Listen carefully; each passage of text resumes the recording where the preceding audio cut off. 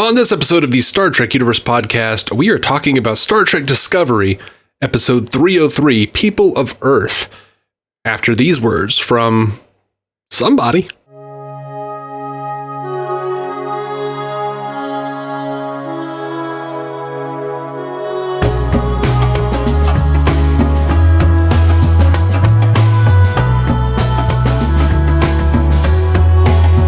Welcome to the Star Trek Universe podcast. My name is Matthew Carroll. I'm David C. Robertson. What's up, buddy? I don't know, man. Nothing much. Just digging on Discovery still. Yeah, man. I feel like they're doing a really good job of bringing this show back to sort of the roots of Star Trek. This felt like a very much a Star Trek episode, but it still feels like they're building out the world even more. You know what I mean? Mm-hmm. Mm-hmm. The idea that Earth has become this overprotectionist society. That seems really interesting, and clearly a lot of things to explore there. And like this episode felt like the kind of thing they could have a battle with any planet.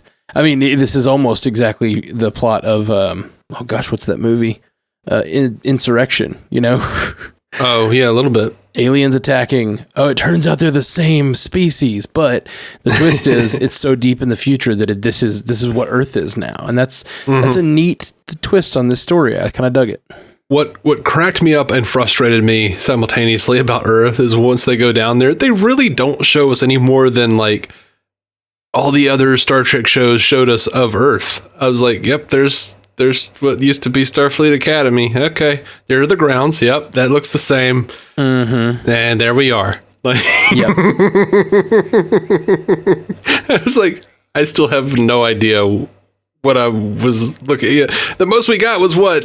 Cisco's restaurant?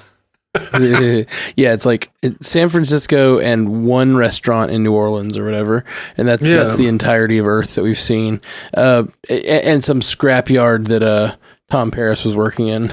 Mm-hmm.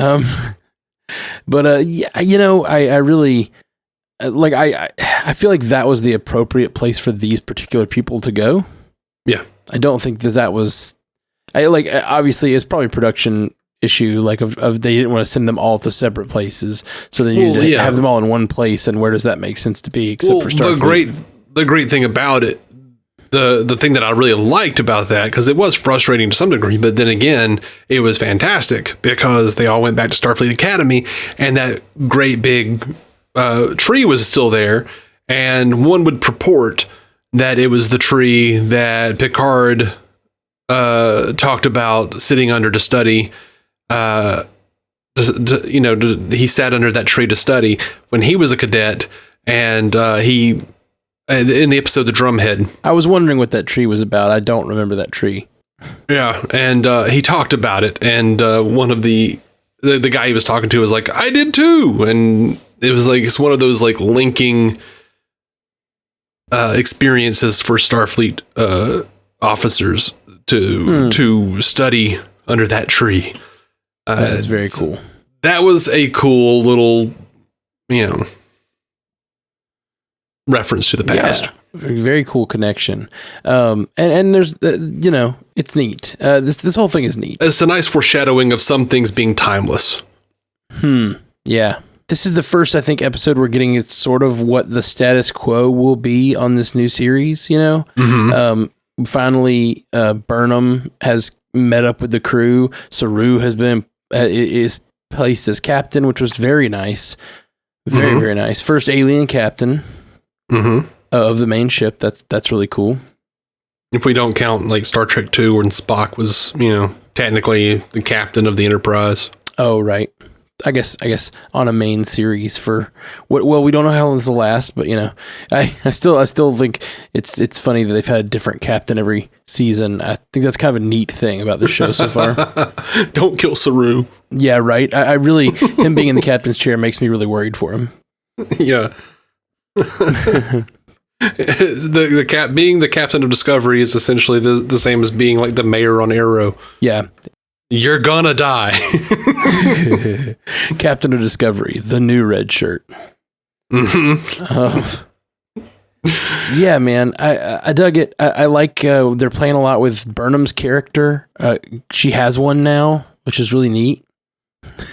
Oh, that's not fair. I'm just teasing. Like before, a big part of her character in the early seasons is her half Vulcan, like her raised by Vulcan thing, and so she's often suppressing her emotions, which like is great, and I love it. But I feel like for a main character, sometimes it's tough.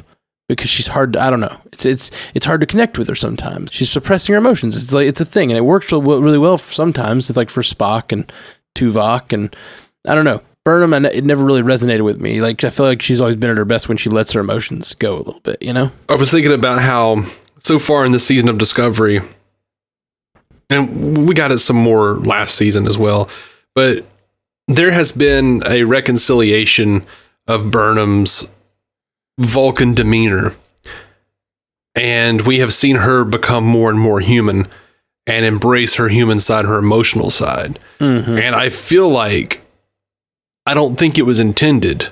Maybe it is or has been the last, half year or so, but I would love to find out, and I don't think they'd ever actually say it. I would love to find out if the writers were really just like charting Michael's course with what they hope the fans will become, because so many Star Trek fans either think that all Starfleet officers should act like they're Vulcans, or Star Trek fans act like they are Vulcans and they get aggravated and agitated with anything that's like, I saw people like on Facebook talking about this episode, like the scene between Michael and Tilly, the emotional reunion. Mm-hmm. They were actively talking about how there's too much emotions and it made them sick. And I'm like, you guys are crazy. That was a fantastic scene. Yeah, it was a really nice scene. So, like, I like the idea of Michael Burnham becoming more emotional and embracing her human side and her not Starfleet side. I like that notion as an allegory for the fan base. Like, now it's time for human beings to be a part of the fan base. That's funny. That's a funny meta thought. I don't know that it's there. I don't know that it's there. It's a lot like my Zephram Cochrane in First Contact with Gene Roddenberry theory. Right. I think this is more that like Sonequa Martin Green has a wide range and they want her to be able to play it. Like, she's a really great actress, and I ever since the first episode and her just desperation, that was such an amazing scene. And this season, so far this season, I've really enjoyed her embracing her emotions a little more, and as you said, her embracing sort of the non-Starfleet of it all. Yeah, I like that she's lost something in that year and gained a sense of freedom that she doesn't want to give up yet. Yeah, absolutely. And gained a sense of, I don't know, doing what you have to do. Like, she is less Starfleet. And that's been a part of her character since the very beginning. That's the first episode, But now she's like no longer in a world where that's shunned. That's like the status quo here. And she's kind of thriving. Yeah.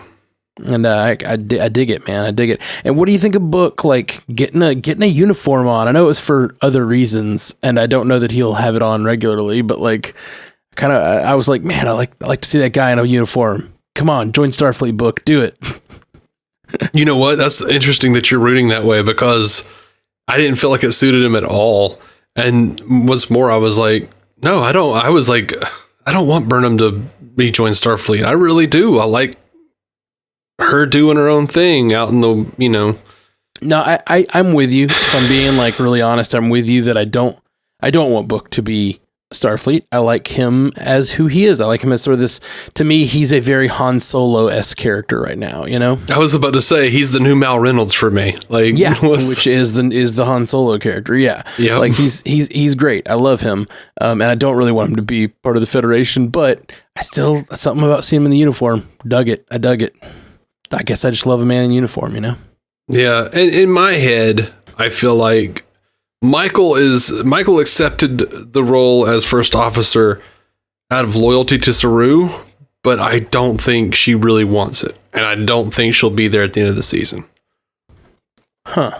I think when she said no to that captaincy, that was the end of her Starfleet career in her heart and in her head. Well, I don't know if I agree that was in for her. I do think that is where I thought it was going. And I do think that's a possibility, but I don't think so. I think it may be somewhere in the season that will be the case. But I have a feeling that something's going to happen that will require her to come back, Well, I mean, she is back. I mean, but... No, I mean, like, after... if she tries to leave, something will suck her back in, as it were. I mean, yeah, probably, but... that'll be something else for her to work through. Yeah. Let's talk about our new friend, the Trill. Yeah, she's not a Trill, though. Right. No, I'm sorry. The symbiote. I always think of the Trill as the symbiote, but they're not. The Trill is the. Do we have a word for the symbiote other than symbiote? They're just symbiont. Yeah. The symbiote. All right. Symbiote.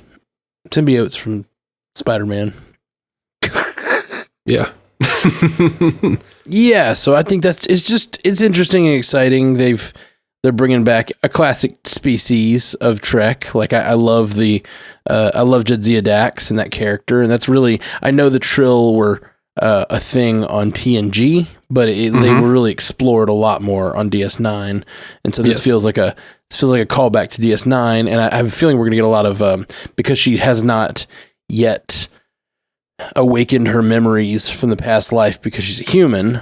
I have a feeling we're gonna slowly get those revealed, which was a lot of the stuff they did with Jadzia, where she had repressed memories from that the serial killer or whatever.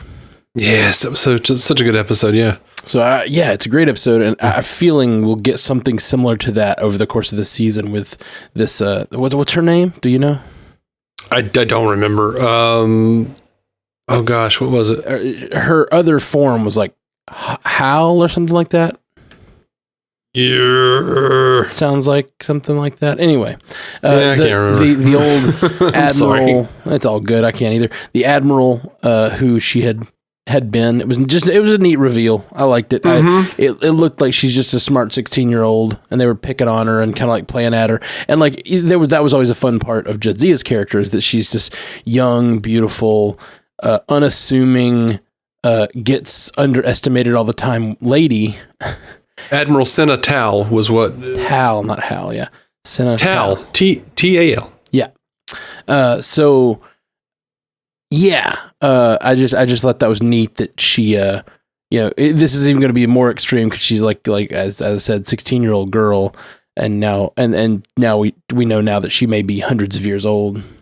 Mm-hmm. Also, what do you think the likelihood she's Dax? I hope not. I hope not too, all. But kind of hope so. Because the connection would be fun. Oh, it'd be fun. Her name is Adira. I know there's all kinds of reasons it would be a bad idea. It makes the universe smaller, all that stuff. But, it's just a possibility. It's just kind of a neat thing to be possible, especially that it's 1,000 years later, Mm-hmm. I guess it's about 850 years later for her. But that Dax could still be running around, or be neat if we ran into Dax somewhere in this world. I don't know how long the symbiotes normally will live. Yeah, I don't know. I guess it wouldn't be so crazy if it was Dax. It's just, every time you get one of those little callbacks or references, it just makes the universe that much smaller. So I agree. Although, how many Trill joined Starfleet? I don't know. I want to say I remember that was a fairly novel thing for her to be in Starfleet. I may be misremembering that. And not all Trills have symbionts either. So sure. But I'm just and I'm assuming Tal, the former form of her, was a Trill, but I don't know. So yeah, I'm assuming what happened is he was a Trill who was still on Earth when the Federation collapsed or whatever, and he needed to stay on Earth, and then they were out of Trill hosts, and they had to give it to this young girl. Yeah, I mean, in TNG's The Host, humans couldn't serve as hosts to Trill symbionts, but Medical science has gotten better, though. Yeah. That has obviously changed by canon. And, but yeah, it doesn't look like she can access all the memories. Yeah, at least yet. I'm just fascinated by it. And even just like having, here's another great, I think this is more likely to, I joke about the Dax thing. I don't think that's the case, but I think I still am like, even if like, say, should they go back to the Trill homeworld and we just get to meet Dax again, that'd be neat. Mm-hmm. But the more important point I want to make is like, I think she is probably a way in to finding out what happened at the burn. Mm-hmm. Because once she recovers some of her memories, she might have some memories that can help them kind of recover what happened back then. Oh, definitely. Yeah. Just like, oh, no, you have memories that we don't have access to? Of course you're going to be a well of information at some point. Yeah, exactly. Exactly. It's the way Western narrative works. Yeah. Yeah, it's so funny how you can...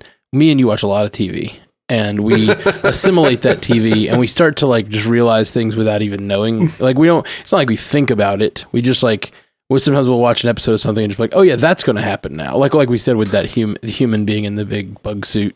It's just like, that's just how this is going to work. I don't think we talked about it on this version of the show. Oh, sorry. For a little peek behind the scenes, we started recording and then had a little technical difficulty and started over. Yeah. So this is the second time we've done this. We did the first 5 minutes, and then we stopped and started over. Yeah. So, yes, you're right. We didn't. We had talked about on the other version of this podcast that is lost to time. This alien Wynn. That turns out to be human who is attacking the Earth. We very much immediately knew when we were watching the show, like, oh, that's going to be a human. Surely there's a human in that helmet. Yeah. Mine was more of like, I hope that's not a human. And it totally was. Yeah. I knew it would be as soon as I saw it. But part of the reason I knew that it would be is because we know that part of space so well. And like, all warp travel is gone. No one can travel around as fast as they used to. So like, who is this guy if he's not a human? Like, I knew that it was going to be a species we knew. I knew that like, so and it being a human just made a lot of sense thematically. Yeah, I guess. I mean, it does. It's just, making the universe smaller for me. Like, I think that I have to figure, there would be alien families, like extraterrestrial families, stuck on Earth and in colonies surrounding Earth. Yeah. After the burn. Yeah. Oh yeah, for sure. It just seemed too like it was too much like that to me. Too much like what it was gonna be. Yeah, the helmet was too alien. Yeah, it was just too much. That's what I mean. Like, I saw it and I was like, we don't know anything that looks like that. It's a little too bug-like. I just have a feeling that's just gonna be a human in a bug suit. What'd you think of the return to Starfleet?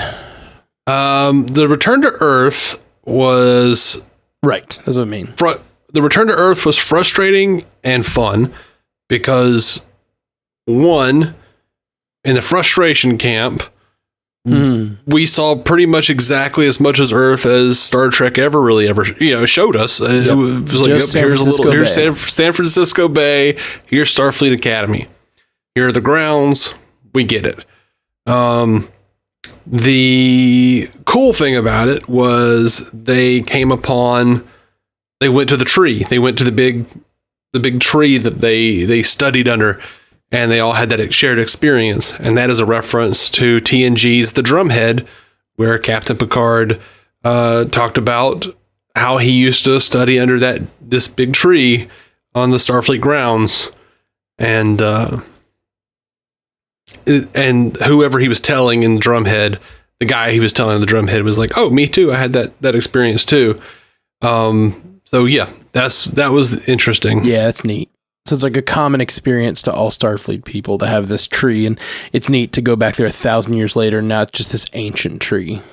Whether or not it's the exact same tree or not is a nice concept. It's nice thematically that that more things change, the more things stay the same, and that, some things are timeless, some ideas are timeless, like the Federation, like the concepts and the ideals of the Federation. Yeah. I thought I remembered this, and I just wanted to throw it out there that some trees can live up to 5,000 years. Mm-hmm. So I'm assuming that this is the same tree, or, at least that's what it was meant to be. I think it was meant to be. Yeah. I love that. I saw some fan nitpicking and saying, well, Picard said that there was a bench by the tree, and there was no bench. Oh, yeah. There's no way a bench could be removed in 1,000 years. Shut the fan. Shut the hell up. You're nitpicking too much. We nitpick plenty. You're going further than us. We say what's the proper amount of nitpicking. I choose to believe that the universe is smaller than it need be, and that it was the same exact tree. Mm-hmm. I don't have so my thing with nitpicking and like deciding what makes sense in canon or not is like, is it easily headcanonable? Then like, fine, just let it be headcanoned. I don't need everything. I don't need them to tell me everything like, oh, I don't need them to show up and step out of the thing and go, oh, it looks like they took the bench away. Like I don't need that explanation. It's a really easy thing to figure out what could have happened to a bench. Like, what? Yeah, I don't know. That's silly. I've got 99 problems and a bench ain't one. That's right. We've got 99 problems this episode and the bench is not one. But no, I joke because this episode's good. I liked it. It was a pretty good episode. It's a little simple. Yeah. It's a little simple, a little expected. No new trail blazed here. No, but it introduced some people. Yeah. Mainly Adira. And that was important. And the United Earth defense or whatever, which is, yes. I have a feeling that's going to come back. I mean, we're seeing the beginnings of what could build to be another Federation. You know what I mean? Oh, absolutely. And that's what I liked about it so much was that, like, aside from, the emotional reunions, but I really just love that, like, the United Earth people were just like, that's not going to work. He's done this. And then they're just like, boom. Nope. This is how it's going to be. We're going to show you the way. This is how Starfleet acts. This is how you should act. And now this is not going to be a problem anymore. Yeah. I love it. I dug it. I love it. It feels very cool to have the Federation, which is sort of the Earth's like legacy out in the stars, that has disappeared, has now jumped into the future, and its first visit was to Earth, and like to do the thing that the Federation does throughout the galaxy, solving these smaller disputes that are causing problems on planets, yeah. And it like got to do that for its parent in a way, like I thought that was cool. Absolutely. I dug it. Also, I don't know where we're supposed to believe about the spore drive, because I thought they were like, the spore drive's bad for the environment or something last season. Right? Didn't they like I get why they'd use it in a pinch.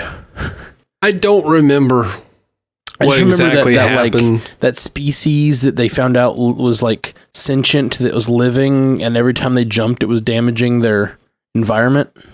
Well, was that because mirror stamets did a thing to it and like infected it or something? Huh. I don't remember. I remember they like left Culver there, and maybe that was the problem. They left Culver there. Culber, sorry. Maybe that was the issue. Maybe it was the fact that Culber was there and not just, being using the mycelial network at all. But so I don't know. The mycelial network and the spore drive, I'm excited that it's still working. I'm really excited because now we get a chance to like really see. I was a little worried last episode or a few episodes ago that they were going to be working on such a small area of space. You know what I mean? Mm-hmm.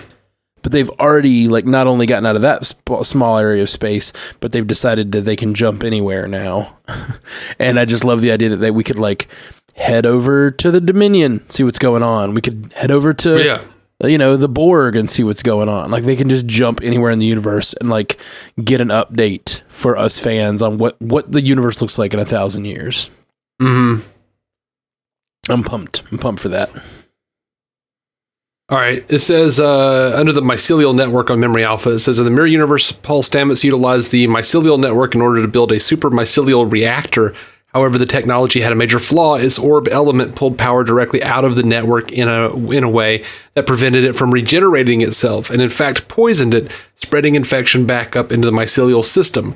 This caused the network to deteriorate across the entire multiverse in a manner which might eventually have proven irreversible. Effects of the corruption including the dying of prototaxites, something or another. Yeah, but you're talking about the Mirror Universe episode. No, but this is it was affecting the entire multiverse. No, I know, but they solved that when they destroyed the reactor. I'm talking about season 2 when Culber had been left in that other environment, and they had that episode where they jumped into the mycelial network and they hung out there, and they had to like go down and like commune with some mycelials. I think that was season 1. Okay. I don't know.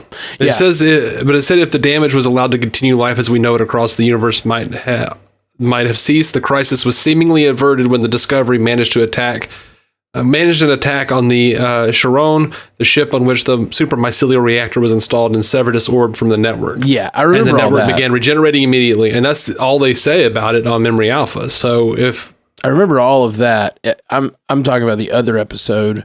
You know what? I'm like I said, it's fuzzy because all of season 2 was Red Angel, Pike, all that stuff. Right. Well, when did Culber disappear? Remember season Culber? 1. Was that okay? Maybe you're right. I thought you might be right. I'd have to go back and look at it. It's been too long. I'm gonna blame COVID. This was pushed back, right? Sure. Yeah. Sure. Sure. I don't know. I mean, I think it was, but yeah, that's why I don't remember things. Mm-hmm. Anyway, loving this episode. Loving the new status quo. Ready to see the rest. Yeah, so far I'm good. I don't know what else to say about it. I enjoyed it.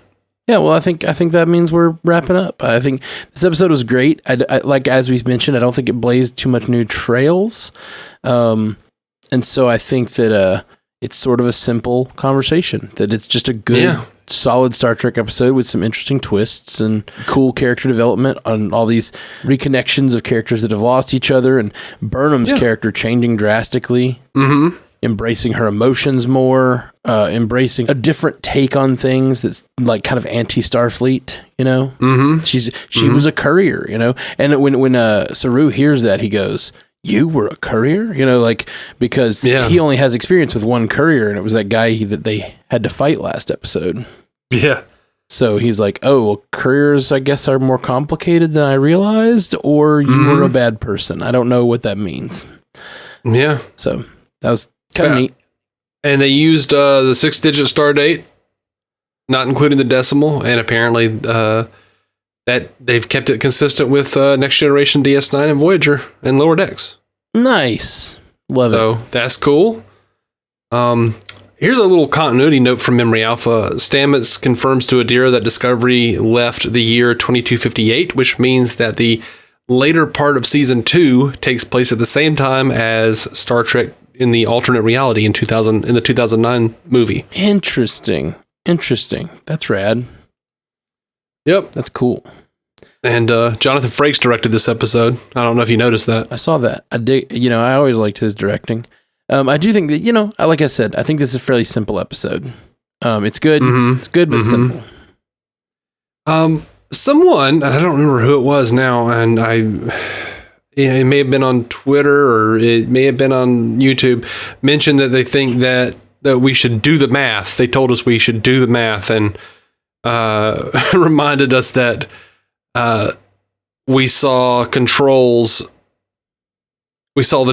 nanites go into the floor, and that it wound up in Detmer's headpiece. Yeah, which that definitely crossed my mind. I think the only reason I didn't bring it up is because I hope that's not the case. I really hope that's not the case too. I was kind of feel like we should be done with Control. I want to be done with Control. Like, I get that could easily be a thing that came back. So yeah, It's very possible. Thanks for that feedback. We probably should have mentioned it. That was too little. That was too little. Stu Little said the opening recap revisited Leland's death, showing his control nanos bleeding out into the floor. Detmer has a cybernetic implant. Do the math. Yeah, absolutely. That's a good call, Stu. I it definitely crossed my mind as that, especially as the recap was playing. I was like, oh. They're there still. But yeah, I don't know. It seems sloppy of them. Like really sloppy of them. That is supposed to be some sort of containment chamber. So like, yeah, it seems really sloppy of them not to have like deactivated those nanites before they, opened it or whatever. And they may have. Who knows? Probably not though. This was why it was confusing me. We had a comment on YouTube from Stu Little that also says, what'll come first in Star Trek? An alien captain of the main ship or an Australian character? You have your answer, Stu. Yeah, absolutely. Sorry, buddy. Yeah, sorry about that. I guess. I don't know. I don't know where you sit on this. I'm guessing he wants an Australian character. Is Stu Little Australian? Yeah. Let us know next time, Stu. He has an accent of some sort. Sweet. I heard him one time on DC Film Squadcast. Nice. Yeah, I dug it, man. Good episode. Yeah. I'm excited that we're only a couple days away from the next one. Yeah. Yeah. We did kind of wait a little while on this one. Yeah, sorry about that. That was my bad this week. I was very had a lot going on this week. A lot of craziness. A lot of traveled a little bit. Had a lot of gigs. Just trying to keep the lights on around this old podcast studio. What? I don't know. I don't know why, but that's really funny. It's like I feel like we're like, I don't know, some kind of derelict station in the middle of nowhere. Yeah, man. We are. Like cranking generators and shit. There was a time when we spread across the galaxy, No. But now, after the burn, we are but a derelict ex-Federation trying to hold on to the scraps of ideals that we once held. I'm not. I've completely abandoned my ideals. Oh yeah, don't worry. They're slipping. And with that, we will bid you guys adieu and have a good one.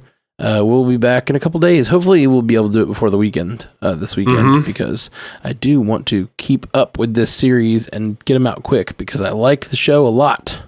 I think it's my fate. Like I don't know. This episode wasn't as, I guess, immediately classic to me as that first one was. I guess the last two haven't been. They were solid. They're really solid. Yeah. Shine's worn off though a bit.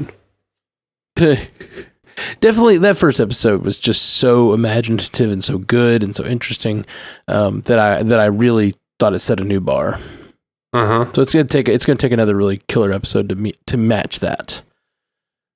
Yeah, but it's been very solid since then, and I'm very much enjoying the world they're building. This 1,000 year in the future world. Dig it.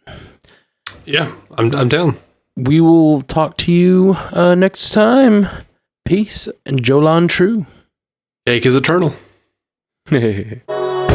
Thank you for listening to the Star Trek Universe Podcast, a Stranded Panda production.